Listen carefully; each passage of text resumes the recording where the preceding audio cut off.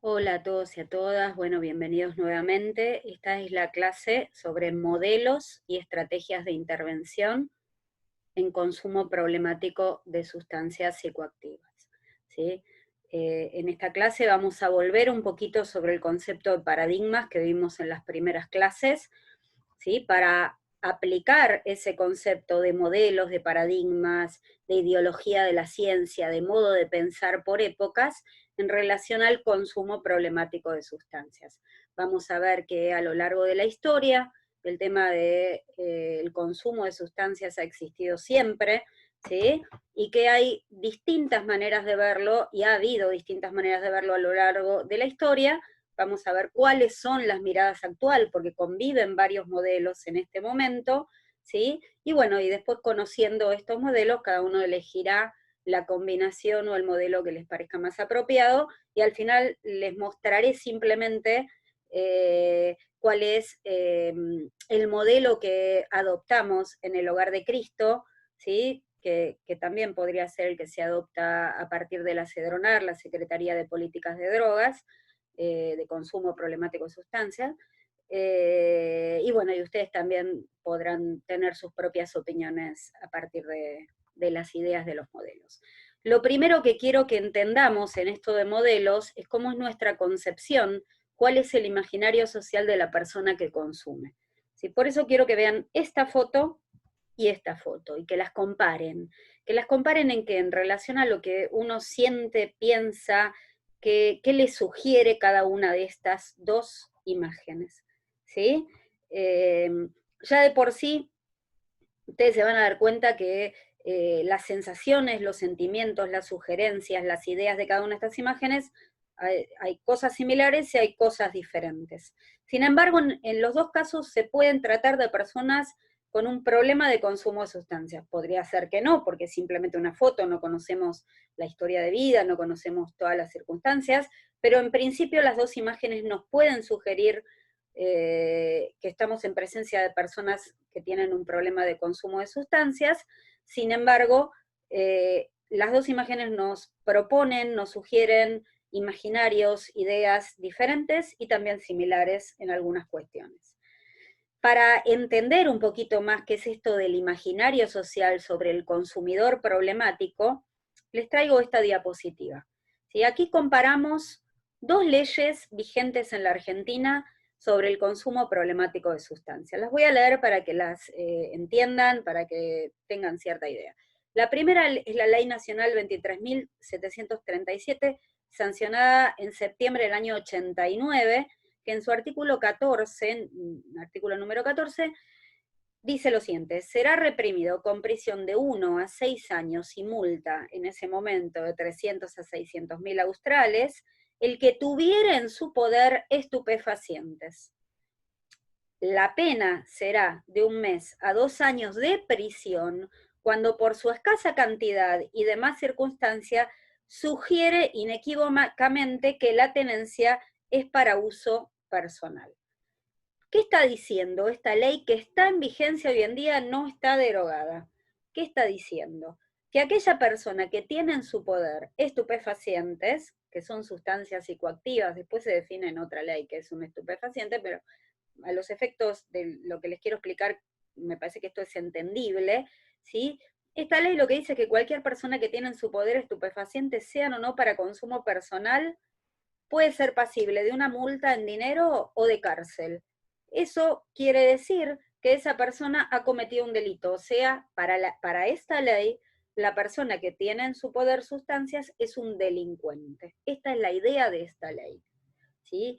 Hay algunos modelos en lo que hace a consumo problemático que siguen pensando que aquel que consume sustancias es un delincuente. ¿Sí? No importa la sustancia que sea, o a veces sí importa la sustancia que sea, ¿sí? Pero esto sigue en vigencia, por eso lo muestro, ¿sí? Hoy por hoy, si bien las cárceles están llenas de personas que tienen procesos que tienen que ver con el consumo problemático o con la tenencia, ¿sí?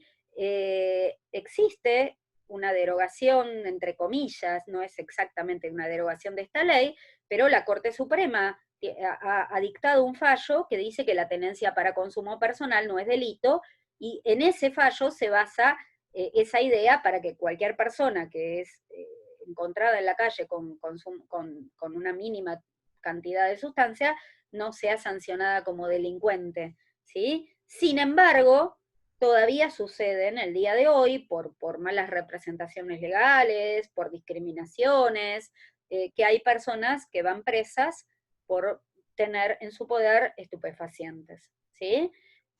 Y la idea de que aquel que tiene drogas o que consume drogas es un delincuente sigue estando en la sociedad. Eso es parte de un modelo asistencial que ya vamos a ver cómo se llama. La segunda ley, que también está en vigencia, estas dos leyes conviven en la Argentina hoy en día, ¿sí? Año 2020, es la Ley Nacional de Salud Mental. Creo que fue sancionada, si no me equivoco, en el 2014 o reglamentada en el 2014, pero por ahí andamos más o menos la fecha, pero está en vigencia hoy en día, y en su artículo cuarto, capítulo 2, dice: las adicciones deben ser abordadas como parte integrante de las políticas de salud mental. Las personas con uso problemático de drogas legales e ilegales tienen todos los derechos y garantías que se establecen en la presente ley en su relación con los servicios de salud. Acá la concepción es diferente.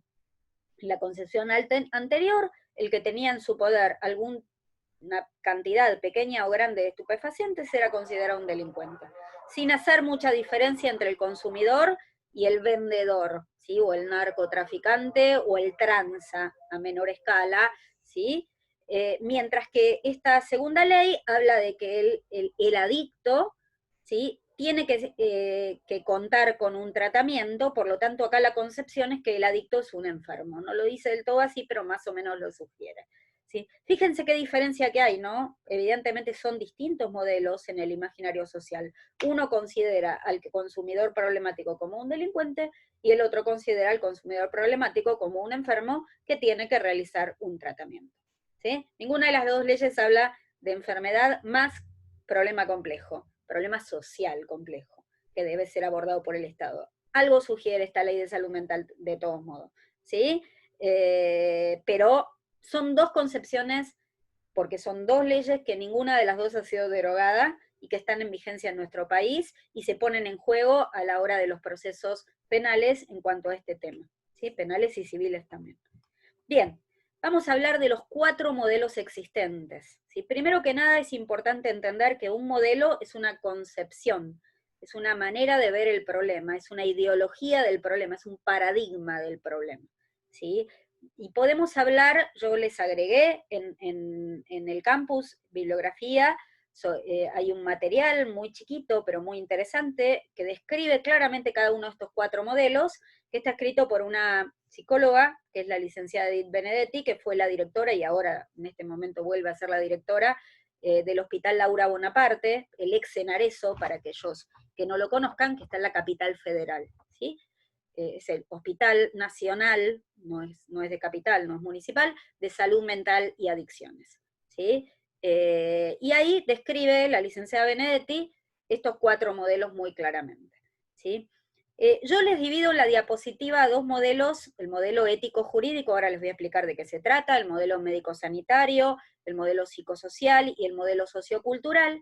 Divido 2 arriba con una letra A y con un color, que es el rosa, y divido 2 abajo con una letra B y con un color que es el celeste, y una H abajo de todo. La H corresponde a Hogar de Cristo, que en todo caso sería el modelo que estamos tratando de implementar o de armar o de generar en el Hogar de Cristo y en otras instituciones que atienden este tema también. Pero yo le quise poner la H porque es el que nosotros generamos, ¿sí? Bien, entonces, los modelos que están arriba con la letra A tienen un sustrato, tienen una manera de ver la cosa. Los modelos que están con la letra B tienen otra manera de ver la cosa, y quisiera creer que el modelo que tiene el color verde, ahí un verde clarito con la letra H, tiene otra manera de ver las cosas.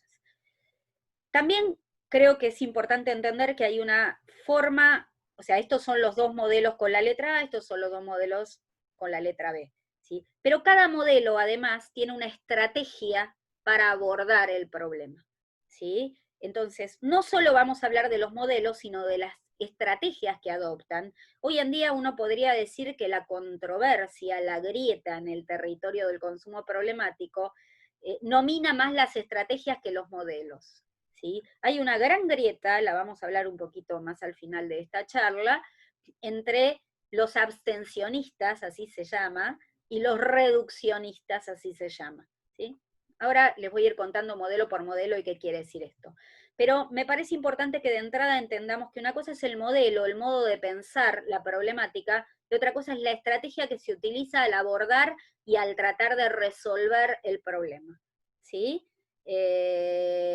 Las estrategias se podrían desprender perfectamente de los modelos y adoptar en un modelo diferente, ¿sí? Sin embargo, por ahora esto está armado de esta manera como yo se los dibujo en la diapositiva. El primer modelo es el más antiguo de todos, que es el modelo ético-jurídico.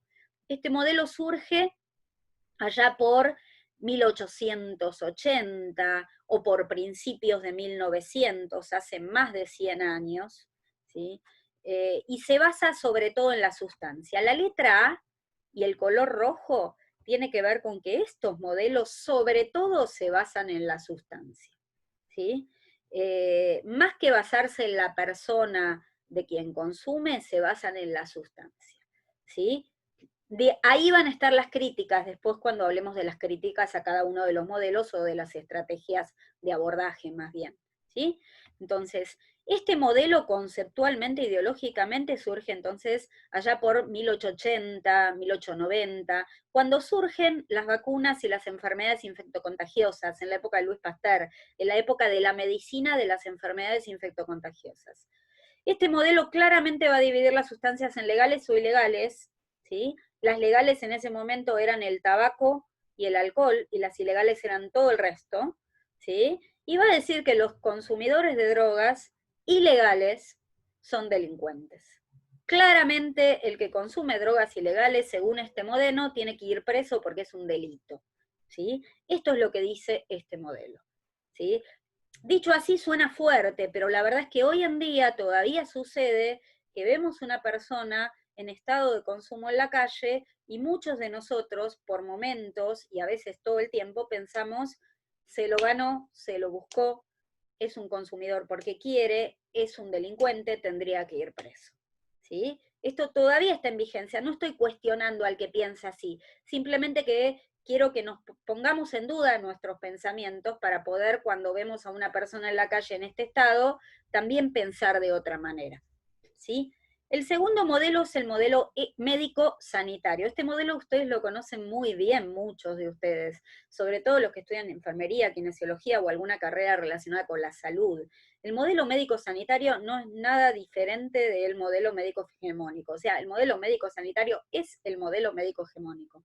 Lo podemos llamar modelo médico hegemónico, ¿sí? Hay un texto que les doy de bibliografía, que es el texto de Menéndez, ¿sí? Que describe muy bien el modelo médico hegemónico. Muchos de ustedes ya lo han leído porque lo han visto en las carreras de enfermería, de kinesiología, ¿sí?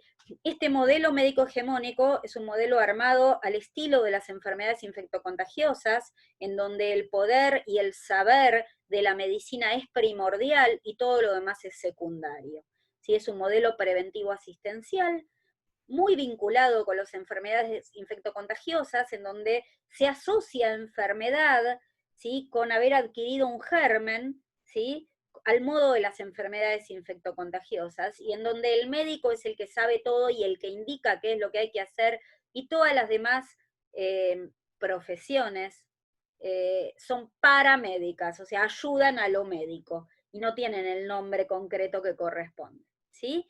Este modelo está en vigencia, lo sabemos todos, ¿sí? Es bastante difícil hoy en día poner en duda el saber y el poder de la medicina, ¿sí? Estos dos modelos iniciales van a utilizar como estrategia lo que se llama abstencionismo, ¿sí? ¿Qué es la estrategia del abstencionismo? Como su nombre lo indica, abstenerse. ¿Sí? La estrategia utiliza la idea de abstenerse del consumo, o sea, no consumir nada, ¿sí? Uno se cura del consumo de sustancias cuando no consume drogas y no vuelve a consumir ninguna droga, no solo la que consumía originalmente. Ahora lo vamos a hablar más en detalle. Quiero nombrar por lo menos los otros dos modelos. Estos dos modelos, lo que está claro es que hacen hincapié en la sustancia más que en la persona del que consume. Para estos modelos, el consumo problemático existe porque existe la sustancia. Eso es una mirada reduccionista del problema. Miran al problema como un problema simple, en esto de problemas simples y problemas complejos. Cuando desaparece la sustancia o la droga, desaparece el consumo. Hoy en día sabemos que esto no es así de simple, ¿sí? Que aun si desaparecieran todas las drogas de la tierra, cosa que nunca ha podido suceder a lo largo de la historia de la humanidad, las drogas existen y por más que queramos combatir el narcotráfico y las drogas siguen existiendo, ¿sí? Pero aun si pudiéramos combatirlas todas, ¿sí? Existiría una personalidad del dependiente, ¿sí? La dependencia al trabajo, la dependencia al sexo, la dependencia al juego, son ejemplos de esto, ¿sí? Por lo tanto, hoy en día esta mirada se considera una mirada simple, simplista del problema y reduccionista, ¿sí? Los modelos B, ¿sí? Los modelos con la B larga, son más tardíos en aparición, son el modelo psicosocial y el modelo sociocultural. Los dos aparecen más o menos a partir de la década del 80, ¿sí? El modelo psicosocial se desprende del modelo médico hegemónico, a mí me gusta llamarlo modelo psicológico hegemónico, porque dentro del área de salud, el segundo modelo hegemónico es el de la psicología, sobre todo en la Argentina, ¿sí? No se cuestiona para nada el poder médico, pero tampoco se cuestiona para nada el poder psicológico, mucho menos psicoanalítico, en la Argentina que es tan psicoanalítica, ¿sí? Lo que dice un psicólogo a veces también es palabra ley, es el segundo modelo por excelencia dentro del ámbito de la salud. Este modelo tiene otra mirada, una mirada un poquito más compleja del problema, ya no mira el problema como un problema simple, ¿sí? Se concentra en la persona del que consume, pero sobre todo en el riesgo, ¿sí? Se concentra sobre todo en el a este modelo yo les decía que yo lo suelo llamar modelo psicológico hegemónico, pues el modelo que propone el tratamiento psicológico del que consume, ¿sí? Es un modelo que toma un poco más en cuenta la autonomía del sujeto, o sea, la antropología cristiana, la dignidad del sujeto, le permite elegir el tipo de tratamiento, el tipo de sustancia que quiere dejar, que no quiere dejar, ¿sí? Toma como estrategia la reducción de riesgo y daño, ¿sí? Es decir, si el paciente dice, yo no quiero dejar de consumir, pero no me quiero enfermar más por el hecho de consumir por vía endovenosa, trabaja este tema con el paciente. Si el paciente dice yo quiero dejar de consumir cocaína pero no marihuana, también lo trabaja con el paciente. Se centra en la terapia psicológica, pero aborda bastante poco la problemática social y sociocultural del problema. ¿Sí? Este modelo es sobre todo el de aquellas comunidades terapéuticas en donde los pacientes se internan por 2, 3, 4 meses, tienen tratamientos psicológicos, tratamientos grupales. En el mejor de los casos también hay algún tratamiento familiar, psicológico, de terapia de familia, ¿sí? Pero cuando el paciente vuelve a su ámbito habitual, vuelve a sus compañeros, vuelve a sus amigos, vuelve a su barrio de consumo, después de 4, 5, 6 meses, un año de no haber consumido, habitualmente vuelve a la tentación del consumo porque tal vez no consigue trabajo, no consigue alquiler, vuelve a vivir al mismo ámbito familiar que le provocó tal vez las dificultades que entrañan después el consumo, ¿sí? Entonces, este modelo, si bien mira el problema como un problema un poquitito más complejo que los modelos anteriores, porque lo mira desde el territorio de reducir daños, por eso utiliza la estrategia de reducción de daños, ¿sí? Ya no tanto esto de abstenerse de consumir, sino más bien de reducir daños y de hablar de los daños con la persona que lo padece y de acordar cuáles son los daños que quiero reducir, por lo tanto toma en cuenta a la persona de alguna manera, ¿sí? También es cierto que hace demasiado hincapié en el riesgo y no tanto en la persona, ¿sí? El modelo sociocultural podemos decir que surge para la misma época y que tiene una mirada un poco diferente. La mirada de este modelo es más bien social. Lo que va a decir este modelo es, vivimos en una sociedad de consumo en donde los jóvenes, ante ese consumo tan abismal, tan incentivado por la publicidad, por los medios de comunicación, vivir para consumir, consumir siempre lo último, lo mejor, la última zapatilla, el último celular, el último auto, etcétera, etcétera, muchos jóvenes que no adhieren a estas ideas se ven como ante un vacío existencial y la droga viene a llenar ese lugar. Esto es una mirada más social, una dimensión más sociocultural del problema, y propone estrategias de prevención, como por ejemplo los talleres artísticos, culturales, los talleres filosóficos, los talleres deportivos, claramente abordan una mirada social del tema, ¿sí? Pero no una mirada particular en cuanto al tratamiento. Entonces uno podría decir que este modelo, el modelo 3, el modelo psicosocial o psicológico hegemónico, solo se centra en la persona y no se centra tanto en lo social cuando tienen que volver a vivir a su lugar habitual, mientras que este modelo, al revés, se centra en lo social, en la prevención, en el arte, en el trabajo, si se quiere, en el taller, en lo cultural, en el deporte, y no se centra tanto en lo que es el tratamiento personal, ¿sí? De cuáles son las dificultades en la familia, en lo personal, ¿sí? La característica de estos dos modelos es que utilizan la estrategia de reducción de riesgo y daños, y la característica de estos dos modelos, el ético-jurídico y el médico-sanitario, que utilizan la estrategia del abstencionismo. Lo interesante de ver es que estos 4 modelos conviven hoy en día, no es que uno está por arriba de otro, ¿sí? La recomendación de la Organización Mundial de la Salud y de la Organización Panamericana de la Salud es utilizar sobre todo estrategias de reducción de riesgo y daño. Sin embargo, todavía existen estrategias compartidas. Simplemente una palabra sobre el hogar de Cristo, porque esto lo vamos a ver en la próxima clase cuando hablemos del modelo centrobarrial. El hogar de Cristo trata de tener una mirada más bien centrada en la persona, ni en la sustancia, ni en el riesgo, ¿sí? Y utiliza una combinación de ambas estrategias, abstencionista y reducción de riesgo, ¿sí? Vamos a avanzar un poquito, ¿sí? ¿Qué es esto del abstencionismo? Ahora que entendemos, bueno, los dos modelos que utilizan el abstencionismo son el modelo ético-jurídico y el modelo médico-hegemónico o médico-sanitario. El abstencionismo es la estrategia más armada, la que tiene más pautas de tratamiento para esto, ¿sí? El abstencionismo es la estrategia de Alcohólicos Anónimos o de Narcóticos Anónimos, que surge por ahí por los años 30 en Estados Unidos, a partir de la Gran Depresión de Estados Unidos y de la ley seca, ¿sí? Y sobre todo relacionado con la adicción al alcohol, pero después se trabaja también en la estrategia NA, Narcóticos Anónimos, con la adicción a las drogas, concretamente a la cocaína, a la heroína, al crack, en la Argentina más pasta base, etcétera, etcétera. Por lo tanto, esta es la estrategia más armada de tratamiento, la que tiene más pautas, la que es más parecida a un manual para hacer cosas. ¿Sí? Eso es bueno y es malo. Tener un manual es bueno porque tenemos una guía de qué es lo que vamos a hacer cuando hay una persona que viene a pedirnos ayuda, pero también es malo si nos apegamos muy a rajatabla del manual, porque cada persona es un mundo y siempre hay particularidades y excepciones, ¿sí?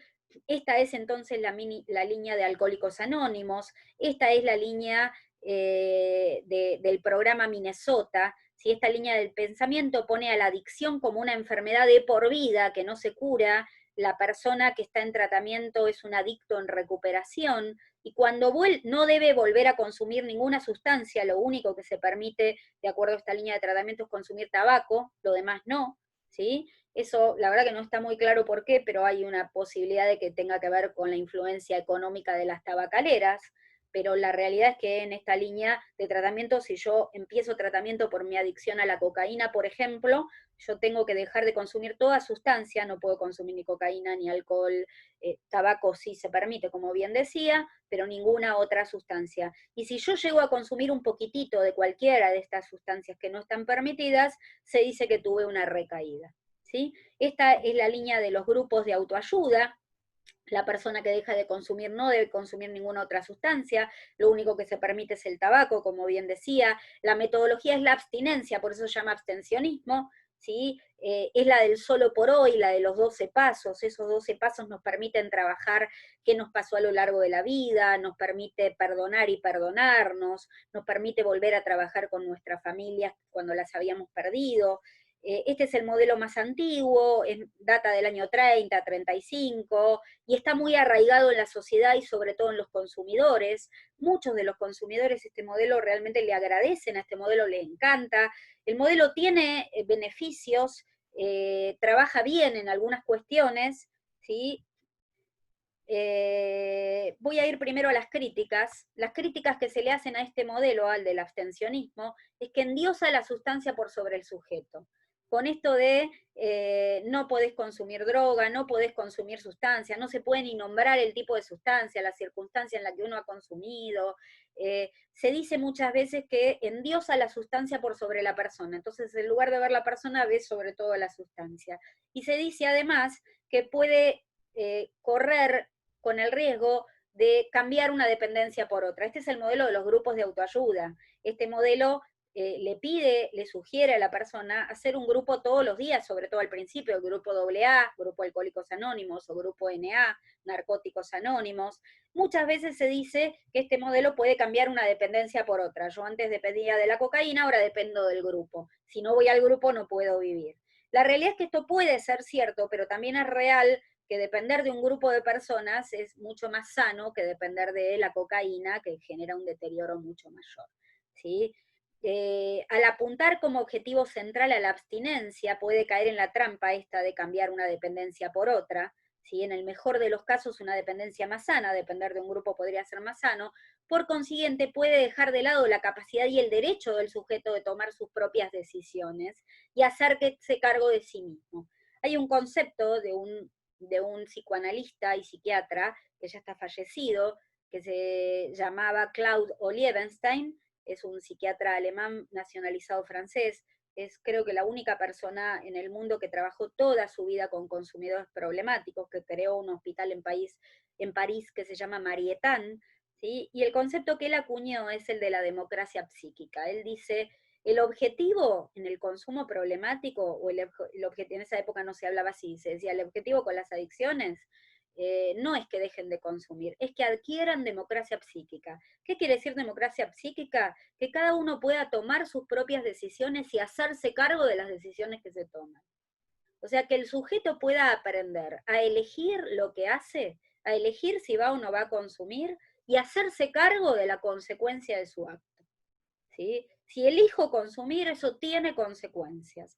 Entonces yo, además de elegir consumir, estoy haciéndome cargo de las consecuencias que puede traer ese acto de consumo. Y no es lo mismo consumir una cosa que otra, consumir mucho que poco, consumir a determinada edad que a determinada otra edad, consumir en una circunstancia que en otra, etcétera, etcétera, etcétera. ¿Sí? Este concepto de democracia psíquica es muy interesante a la hora de abordar este problema de consumo problemático. Bien, más críticas que se le hacen al abstencionismo, es importante recalcar que la alta influencia que este modelo tiene, no solo en la sociedad en general, sino sobre todo en las personas que consumen, ¿sí? Muchos de los consumidores realmente este modelo les gusta, lo abordan, lo adoptan como modelo de vida y prefieren adoptarlo a permitirse pequeños consumos que tal vez no serían problemáticos, pero podrían serlo si prefieren a veces no correr el riesgo.